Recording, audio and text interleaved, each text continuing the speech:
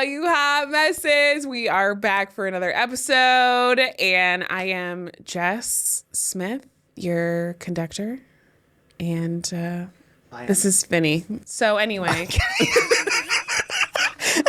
She has had enough. She's leaving me at the station. She's going on to the next route.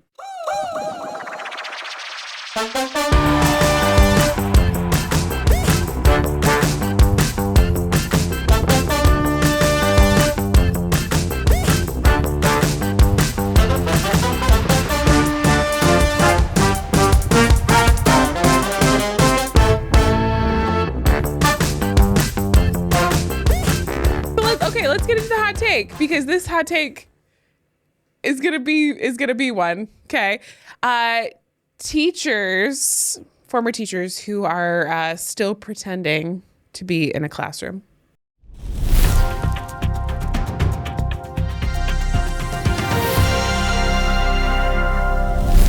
Hopefully most of my followers know I left teaching in February of this year. And I made it a point when I knew, okay, I want to be a full-time content creator.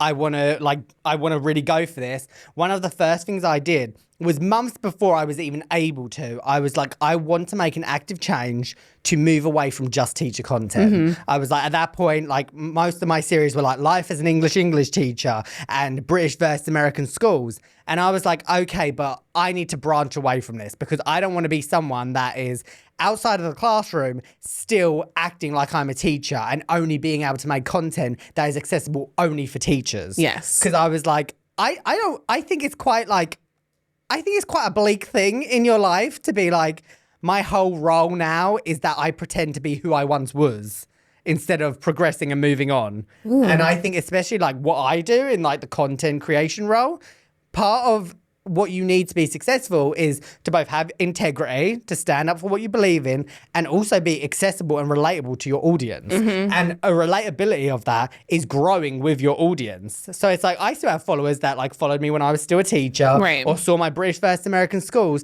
But it's like, I took the formula for what I created then and was like, okay, rather than just doing British versus American schools, I'm going to do England versus America and do things that have nothing to do with teaching. And I'm going to do more Disney content because I've already done a few series of my getting Disney things for my classroom, and now I can get them for my house instead. Yeah. And just slowly like progress to that. And I was like, as I did that, I was like, okay, I feel comfortable and confident in doing this, to the point where when I announced that I was quitting, I had people be like, I never even knew you were a teacher. And I was like, okay, well, that's quite refreshing. Mission accomplished. Yeah. And like, to me, I think it's so important to do that because I always took the viewpoint of when I was a teacher, and even when I was making content, and I would go online and I would see people that weren't teachers making teacher content and profiting off of that and making that their brand, it would annoy me because I'd be like, you know what? There are teachers actively in the classroom that quite frankly could use the opportunities that you're getting. Yeah, you know, they're in a position where, you know, they could still love teaching, or they could have once loved teaching, and they could be thinking, what are my next steps? Or I'm not making enough money doing this. This isn't like long term. I'm not going to be able to do this. And rather than them being able to have those opportunities to be able to like progress and do things that they want to do, it's like you've got someone that's at home, not in a classroom, not struggling and going through all of the things that teachers go through, profiting off of them.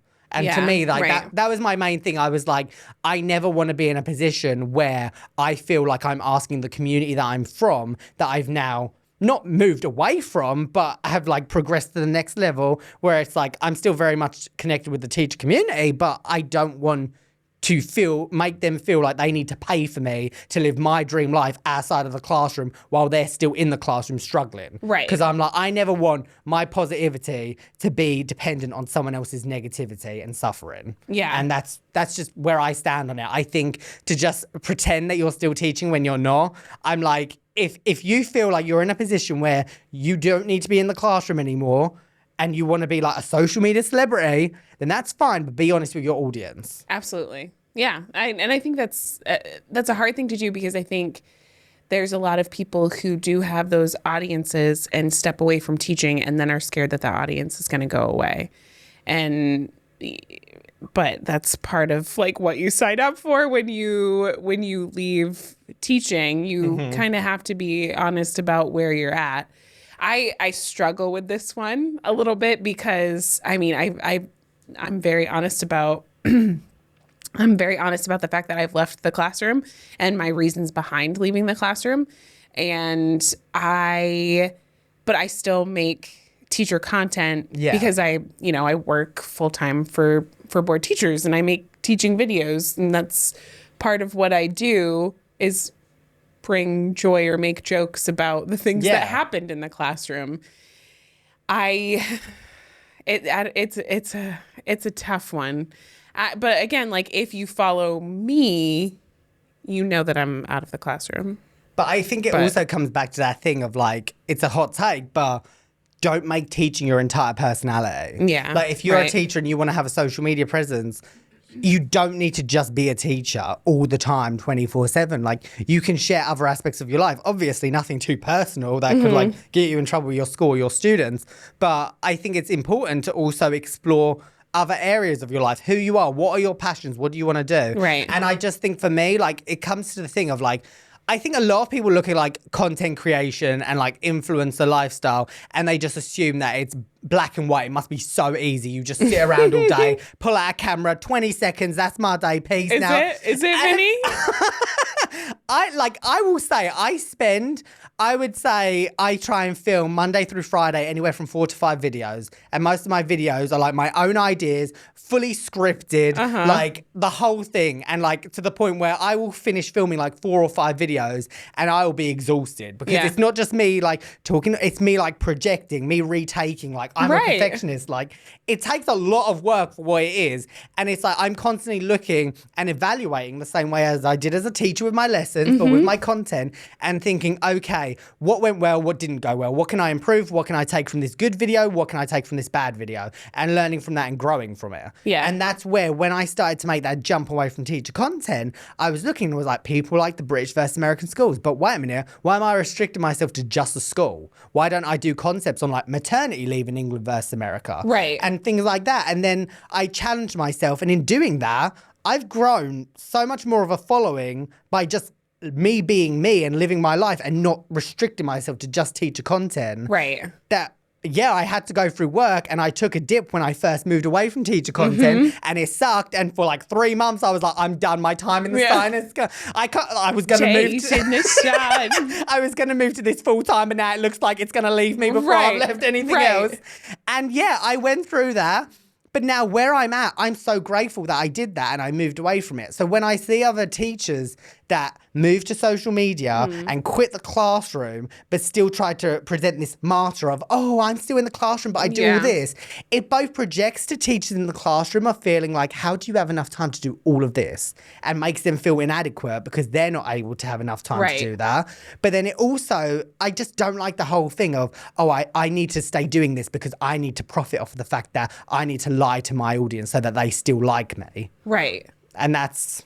And then there's that whole other thing of setting up a classroom in your home. The making a fake classroom in your home. I think that's an extra level of I think that's a red flag. I think that's when you need to start looking inward and reflecting on what you're doing. Right. And I will say that I tried in my office that is now going to be our baby's room. But like I put up the self-portraits for my students and I wasn't trying to like set up a classroom. It's just like honestly, like it brought like those things brought me joy. And I like thought about it for a little bit and I was like, I feel like this is not a great look because it does. It's confusing for people. Like she left teaching, but she looks like she's in a classroom or she's like setting up her office like a classroom. And I had to take an inward look and say, it's the whole thing of, do you want to live in the past? Like, do you want to constantly, because I remember when I used to just make teacher videos, I used to be like, right, Adele's got a new song and I really want to do a video about Adele. But then I was like, but it needs to be in the classroom because if it's not in the classroom, it's not going to be pushed because all my audience just want me in a classroom. So then I'd be like, English teachers, when Adele released a new song and try and like push it into this category. And in doing so, I was limiting myself and getting frustrated in myself. So I just feel like... It's a no from me. I'm like, once you leave the classroom, like if you still want to make teacher content, do it. But sprinkle in some bits of your lifestyle, or at least make it very clear to your audience that you're no longer a teacher. Right. Because it's not a mystery, or it shouldn't be a mystery to me. If you're a teacher, you've left teaching, and there's probably a reason behind the fact that you've left teaching. Like, don't make that a mystery or something people are like, wait, is she teaching? Is she not teaching? Like, what's going on? And like, we're literally in a generation now where we're not our parents' generation. They get one job and are in that job for 40, 50 years. Right. We are now like, we're developing new skills, new technologies are coming out. And it's like, at the end of the day, if you go into teaching and then a few years in, you think, right, I like this, I love this, but I'm getting burnt out. I can't see myself doing this for any longer than 5 years. There is no shame in starting to look into different careers, aspects, paths. Absolutely. Yeah. And learn skills. And, if one of those skills is I really like making videos online and I want to see where it goes. And you manage to develop a following. There's no shame in pursuing that. And I think that's part of the thing of leaving the classroom too, where there is the shame of leaving the classroom. And there's no shame in it. And you found something that you were really, really passionate about. You are really, really passionate about. You're very good at it. And for me, I couldn't be in the classroom and be passionate about being a mom the way that I wanted to be a mom. So I had to. Yeah. There is kind of a sense of shame in leaving or not being a part or in the trenches anymore. Yeah. And I absolutely understand people's opinions on that. And she shouldn't be I shouldn't, some people think that I shouldn't be making videos about teachers because I'm not teaching anymore. It is part of my job and it's part of what I do. I love bringing joy and making people laugh. But I also think it goes hand in hand with as much as people think that content creation and social media is so easy and you must just have to quickly do this and it must just come really naturally to you. It's there are certain skills that take more than just being able to learn the skill. Yeah. It takes you have to have a certain degree of natural ability to be able to do it. Right. Not everyone can be a teacher, but not everyone can be a content creator either. Yeah. And I think it's that thing where if your skill set is you are a teacher and you've got skills to be in a content creator and you're I want to merge the two together, then by all means do that. But it's when people are trying to create the illusion of, oh, I have a school that I can go to and pretend that I work there to make everyone think this. And then months later come out, oh no, I quit months ago. What? And it's no, you didn't announce that. And now you're trying to backtrack because everyone's noticing that you're not in a classroom anymore. Right. I just think it goes to that thing of be authentic. If you want to be do whatever you want to do, live your best life, but don't lie to your audience because that's what's going to lead to your own cancellation. Absolutely. Absolutely.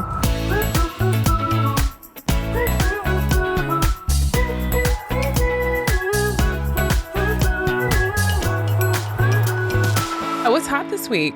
Hot this week is chill parents. Oh, love being a chill parent. I'm just going to say this now. There are so many times whenever it comes to teachers online and the natural dialogue around teaching is this notion that all parents suck, all parents. Yes. And I'm there are so many good parents out there. Amazing parents, yeah. And it's I feel parents are the same as teachers in the sense of just naturally as a society, people just shame parents. Yeah.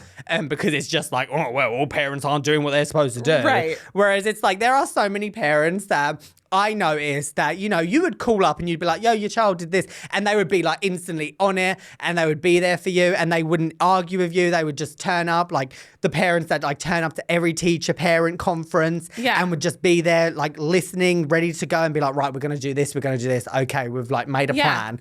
I think my favorite parents are the parents that are just so chill, down to earth.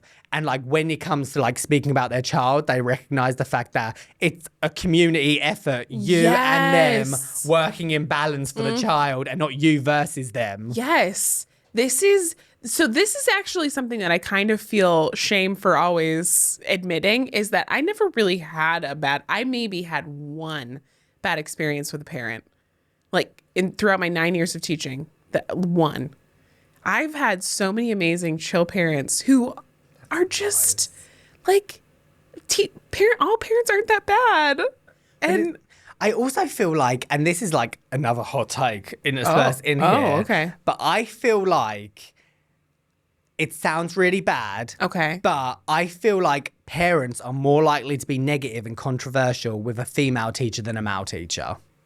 In my experience, I would have female colleagues say, be careful of that student's parent. They were awful last year. They would cuss me out. They would do this. They wouldn't help. I would call them up. They would be the nicest person imaginable. No issue whatsoever. And I would be like, what? That makes no sense. Because it's like... Yeah. I'm like, at that point, I was a new teacher, and if someone in like their 5th or 6th year saying like, oh, like they were really controversial, right? Like, they were really confrontational, and I'd be like, I've never experienced that. And it's like, I see that time and time again. When I speak to my female colleagues when I was teaching, they would all have a significantly higher volume of negative parent interactions than I would as a male teacher. Interesting. So I think that is definitely a point for discussion as to...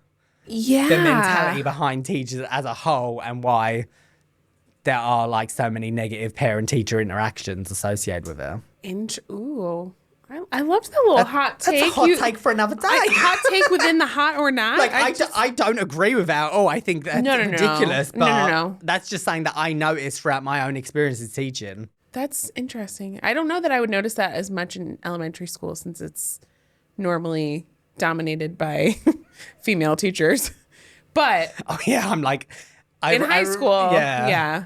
I bet it's a little bit more. And that's the thing, like in high schools, it's very much like the male teachers are always seen as the more chill teachers, where there's not as many like confrontations and stuff. Oh yeah, that's why I just stuck with elementary. It's not gonna bother. All right, okay. So what's not this week? And then what's not this week?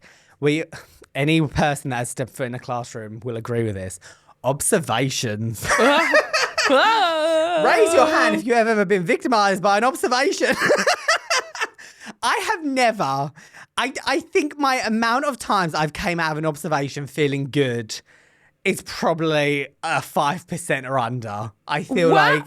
Really? I don't think I think I had like 1, maybe 2 observations that I felt like the stars aligned and it went perfectly.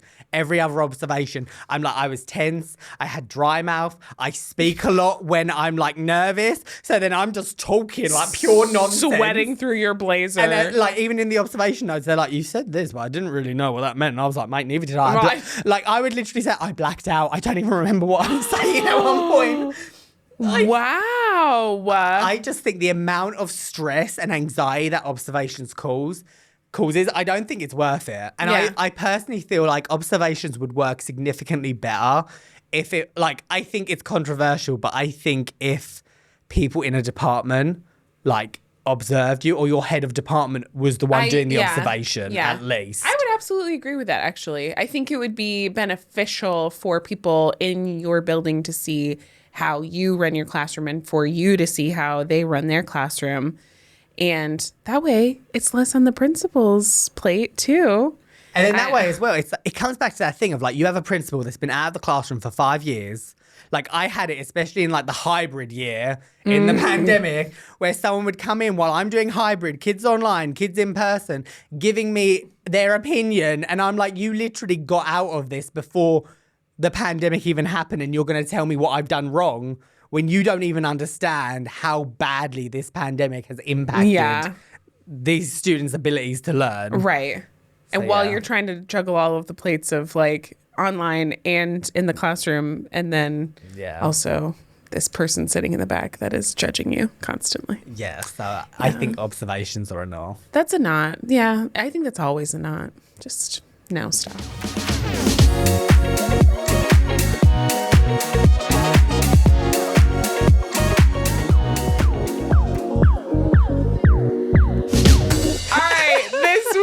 On US versus UK, we have the school calendar. I'm not feeling good about this one. Oh no. The US should not feel good about this at all. I do not feel good about this one. Okay, so in the US, I feel like the majority of schools at this point have the same type of calendar where we get off certain weeks for that are around holidays, or we have the 8 weeks off for summer. And that's typically the way that our school calendar works. And I feel like it's built around parents' schedules and not what's best for the education of children. So speaking of what's best for children, how do they run the school calendar in the UK? The UK, and this is for most schools in the UK, they basically do it where they do 3 main terms, and each term is split into a half term. So you have the winter term, the spring term, and the summer term. I think like the winter is technically autumn still, but it's like the autumn to winter term is basically the same thing. The autumnal winter. Yeah, but that's the longest one. Like that's the one where when you're going into teaching, you're like, this is this long. Okay. But even then, I think the longest run that we would have is about 7, maybe 8 weeks at the absolute max, but it's usually 7. Okay.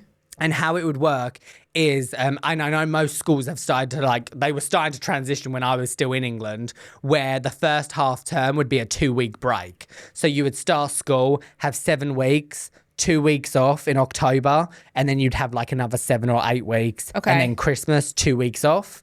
And then after that, most of the other half terms are 6-week intervals, where you'd be like 6 weeks, 1 week off, 6 weeks, 2 weeks off for Easter, 6 weeks, 1 week off, and then 6 weeks, and then you have 6 weeks off for summer. So the longest term you would ever have, like in school consistently, was probably about 7 to 8 weeks at the absolute max. But then throughout those breaks, you also have things like bank holidays and like random like days off here and there as well. I was going to say, okay, because we get the random Mondays off. So there would be like times where you'd look at the calendar and you'd be like, right, I have a 6-week half term. Oh, but we have a bank holiday there, and there. And you'd be like looking at it and you'd be like, oh my gosh, we only have like 2 full weeks for this entire like 6-week half term. Yeah. So like as a teacher, you're like, okay, this is a lot easier for me to like plan around. Right. And because you have those half terms, because our exams are based off of like the different sections, you'd be like, right, this half term is specifically for this one text. And then you'd switch and then you'd switch. Versus here, I had it at one school, we had, I think it was either 12 or 13 weeks before a break. And I will never forget, by week 12, I was like, I am foaming at the mouth. The light inside of me has died. I am working effortlessly to try and get these kids to do anything. You're trying to get yourself to do anything, yeah. I'm like, they don't want to be here. I don't want to be here. I've done all of the standards over and over again to the point of oblivion. Yeah. And I have 3 weeks left. We've done all our end of unit texting and I need to drag this on for even longer. Right. I feel like the UK school calendar is a lot more beneficial, not just for students, but for teachers as well, to do that planning, because you're right, like there is that 12 weeks. And I think that I would count when we start school up until December break as like probably the longest part of teaching. Because you may get like a week off and like a few days of Thanksgiving, but like that's a few days it. for Thanksgiving. I know some people get off a week, but we always just got Wednesday, Thursday, Friday. Did you even get like the half term in the middle where you'd have like a week off and like 10 or 11? Oh yeah, that's no. So we would start Labor Day at the beginning of September and then go up until Thanksgiving, and then like it's 3 days off, and then. And it's not even days off, because Thanksgiving is the most stressful because you have to go to family gatherings and And I know a few like American schools have trialed it out where they'll do like, because in Arizona, most of the schools I was at would do it where we would go back, I think like July. Okay. And we'd be there till Christmas, but you'd get like a week off probably in about October somewhere. Okay. So it's like similar-ish to like England, but like in England you go back in September, so there's a few less weeks. And then some schools are starting to do it where they'll have 2 weeks off. So they'll take a week off of when you're on your summer break, and instead we'll be like, right, you have 2 weeks off in October, 2 in December, and then 2 in like March, and then May you have 8 weeks off instead of 10. Yeah. Which I think is more beneficial, because it's like when these students are off for like 8 to 10 weeks, I'm like, that's a lot of time to be switched off of doing school. Teaching those kids that are going into that 8 to 10 week break. Yeah. Like at that point, they're like, oh my gosh, I'm getting like... Me teaching? Go outside. Let's go outside, everyone. But I think it says a lot more about like where America's at in terms of just like PTO and time off. Like, oh my gosh. Because in England, it's mandated. Like most people get 6 weeks off a year. Whereas here, it's like, what is the national average in America? Like, some companies don't even have to do a bare minimum. Yeah. And it's like... We don't even we're not required for maternity leave. Yeah, so it's like some companies Or can be like, paternity leave. oh, you know what? We're going to give you 2 weeks PTO. And people are like, oh, wow, that's so much. And I'm like, I look at that and I'm like, I would never, like, even in England, part-time workers get PTO.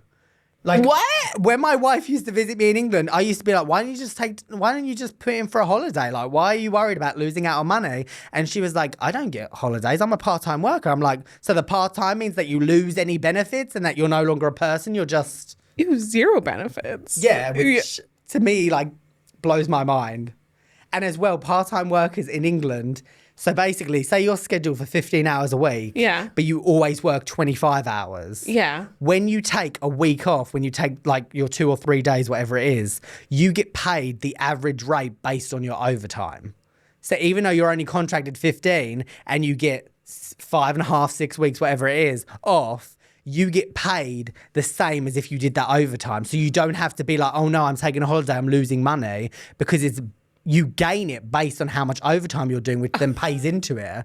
I'm like, versus here, it's like, okay, you know, you may be about to keel over and die, but can you come to work first? Right. Like, yeah. Oh my gosh. And I think that's bled into the education system because they're like, oh, well, we can't do all this because parents don't get the time off to look after the kids. No, absolutely. And I think that's what it is all around is the parent's schedule. And that's not the parents' fault. That's just the way that we have built our society in America. God save the king. I also think that's why, I've heard so many teachers that are on the cusp of wanting to quit. Yeah. And literally being like, I cannot do this anymore. But the one thing keeping them going is the fact that they're like, but if I get a full-time job somewhere else, like, I'm only going to get 1-2 weeks off a year instead of you start over. And I think that's just an issue in and of itself. That's another. So yeah, I'd say on this one. God save the king. They don't call it Great Britain for nothing. Gosh. All right, we are now on to the part of the podcast where we get to rant for 30 seconds about something that really grinds our gears. All right. I'll start this one out again because I can never, ever follow you. Go ahead.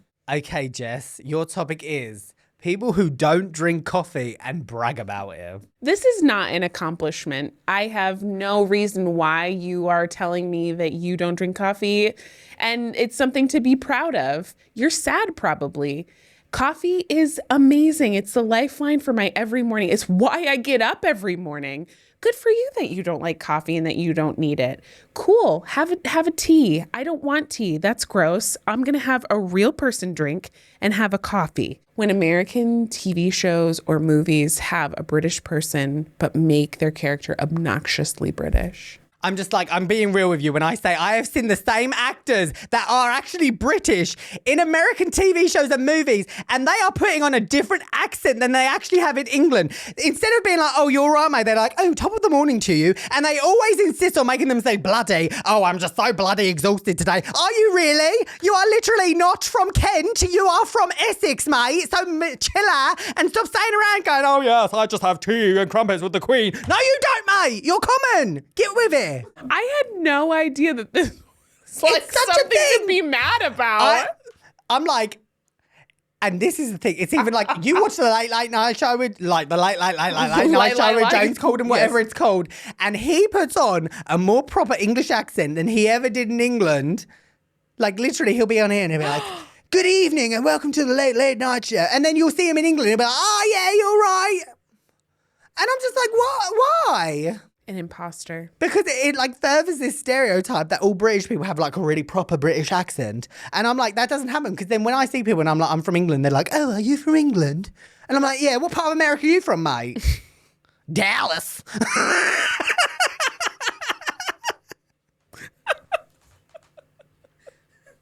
Shout out Dallas. I do love me a bit of Dallas. I know you do. I know you do. I'm not going to lie, the Dallas airport, not the one I came from, there's a different one. Oh my gosh, they have this like made to order service where you can get Qdoba, order it off the flight, pick it up, go to your like transfer. Oh, it's stunning.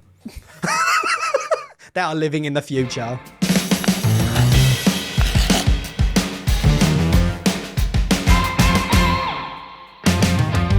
Okay, our last segment for this show is where we highlight people in education that do not get enough credit for what they do every single day.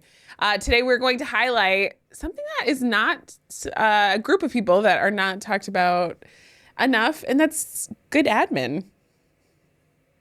I had really, really great admin throughout my teaching experience, and I have to say it changed my entire way that I viewed teaching. I didn't leave bitter when I left teaching. I didn't leave bitter. I was kind of sad, and I was almost sad to tell them that I was leaving.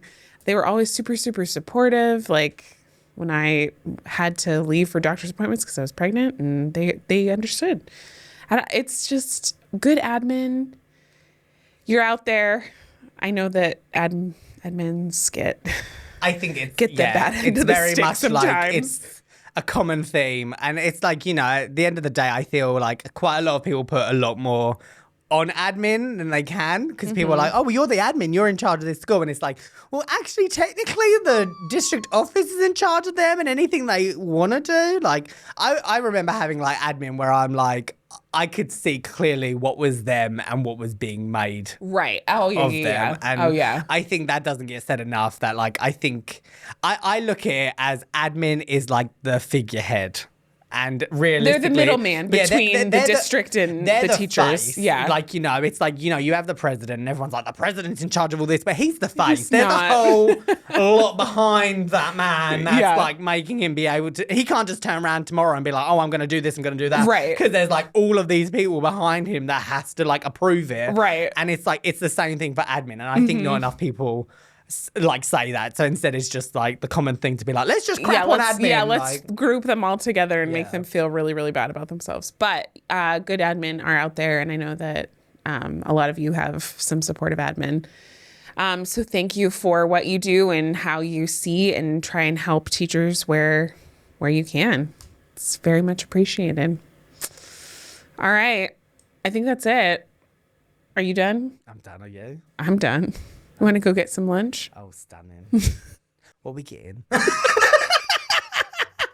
Okay, this has been an episode of the Hot Mess Teacher Express. Please make sure that you follow us on all of our socials, YouTube, Facebook, Instagram, TikTok, the Hot Mess Teacher Express. And yeah, we'll see you next week. See you later. Bye. Choo choo choo. Choo-choo.